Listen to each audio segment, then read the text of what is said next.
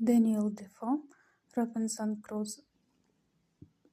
Part 136. I saw 3 skulls, 5 hands, and the bones of 3 or 4 legs and feet, and abundance of other parts of the bodies. And Friday, by his signs, made me understand that they brought over 4 prisoners to feast upon, that 3 of them were eaten up, and that he, pointing to himself, was the 4th, that there had been a great battle between them and their next kin, of whose subject it seems he had been one, and that they had taken a great number of prisoners, all which were carried to several places by those who had taken them in the fight, in order to feast upon them, as was done here by these wretches upon those they brought hither. I caused Friday to gather all the skulls, bones, flesh, and whatever remained, and lay them together in a heap, and make a great fire upon it, and burn them all to ashes.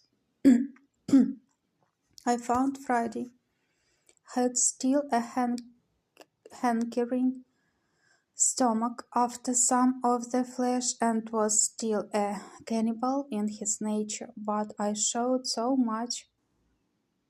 abhorrence at the very thoughts of it, and at the least appearance of it, that he durst not discover it, for I had by some means let him know that I would kill him if he offered it. When he had done this,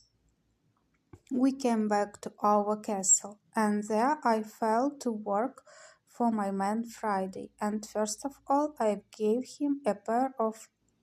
linen drawers, which I had out of the poor gunner's chest I mentioned, which I found in the wreck, and which, with a little alteration, fitted him very well. And then I made him a jerkin of goatskin, as well as my skill would allow, for I was now grown a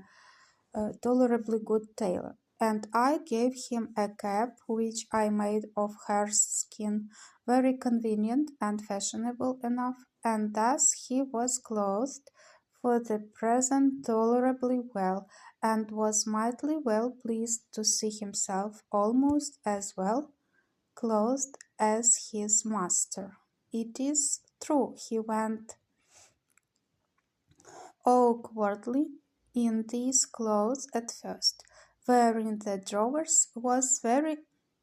awkward to him, and the sleeves of the waistcoat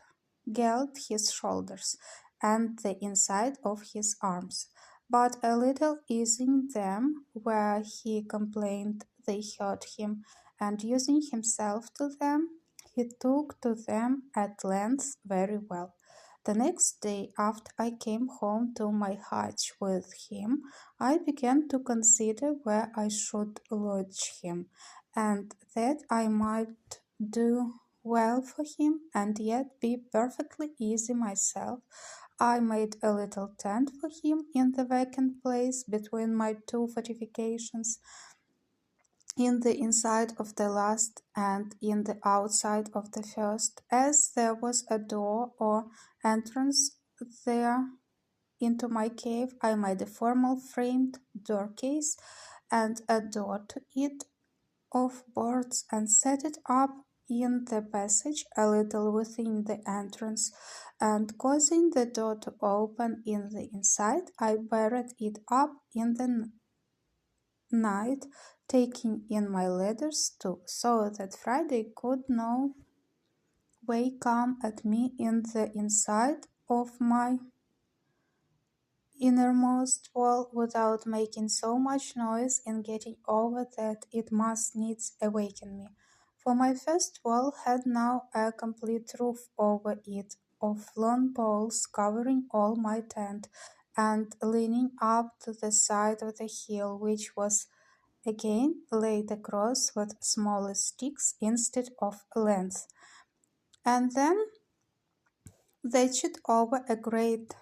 thickness with the rice straw, which was strong like reeds, and at the hole or place which was left to go in or out by the ladder I had placed a kind of trap.